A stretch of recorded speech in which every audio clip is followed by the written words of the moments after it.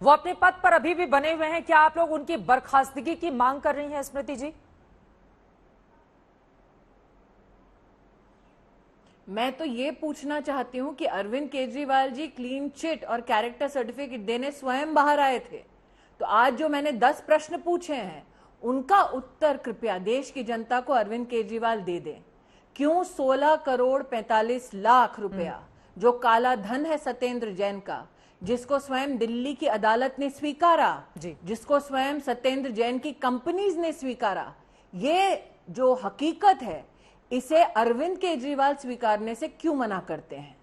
इसी के साथ अगला सवाल क्यों जवाब नहीं देते कि जो 200 बीघा जमीन दिल्ली के अनऑथराइज कॉलोनीज के पास रेगुलराइज की आम आदमी पार्टी ने जी, जब सत्येंद्र जी उस वक्त उस मंत्रालय के मुखिया थे जो रेगुलराइजेशन प्रोसेस का हिस्सा थे, कानून के साथ इस प्रकार की आंख मिचोली क्यों स्वीकार है अरविंद केजरीवाल को?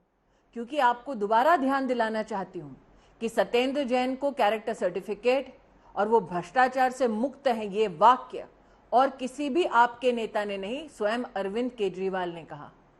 तो आज अरविंद केजरीवाल की अपनी जिम्मेदारी बनती है कि वो ये बताएं कि दिल्ली हाईकोर्ट के इस ऑर्डर को क्या अरविंद केजरीवाल स्वयं झुटला सकते हैं?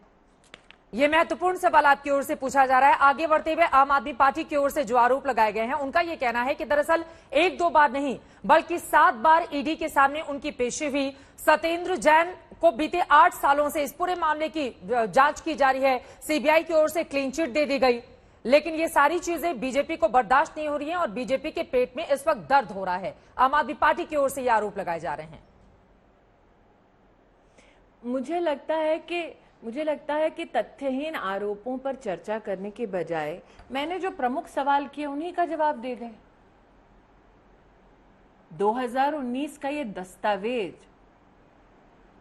इस आधार पर कोर्ट द्वारा इंगित किया गया क्योंकि इसमें जो तथ्य हैं वो उन कंपनीज के माध्यम से प्रस्तुत हुए जिसमें बेनिफिशियल होल्डिंग स्वयं सत्येंद्र जैन की थी। सत्येंद्र जैन की कंपनीज ने कहा कि हमने ये इनकम अब तक डिस्क्लोज नहीं की है, आप कृपया इस पर टैक्स लगाकर हमारी पूरी कंपनी के इस ढांचे को मान्य करें। जी, ये सत्येंद्र जैन की कंपनीज का हवाला है। इसके साथ ही कई और गंभीर आरोप आपकी ओर से लगाए गए हैं, लेकिन अरविंद केजरीवाल सामने आते हैं। उनका यह कहना है कि हम तो कट्टर ईमानदार हैं, पूरी तरह से राष्ट्रभक्त हैं और 5 साल पुराने एक मामले का उदाहरण नहीं आए। क्या 16 करोड़ का गबन, एक सेकेंड, क्या 16 करोड़ का गबन ईमानदारी का प्रतीक है? 200 बीघा जमीन दिल्ली में लेना और फिर मंत्री के नाते उन कॉलोनीज को रेगुलराइज करना, ये ईमानदारी का प्रतीक है? क्या ये ईमानदारी का प्रतीक है कि आप इनकम टैक्स डिपार्टमेंट से कहें कि मेरे प्रतिनिधि जो पैसा आपको दिखा रहे हैं उस पर टैक्स लगा दिए जी और इस पैसे को आप स्वच्छ कर दीजिए? ये ईमानदारी का प्रतीक है? वो उदाहरण दे रहे हैं कि 5 साल पहले हमारे एक मंत्री का ऑडियो सामने आया था, हमने ना मैंने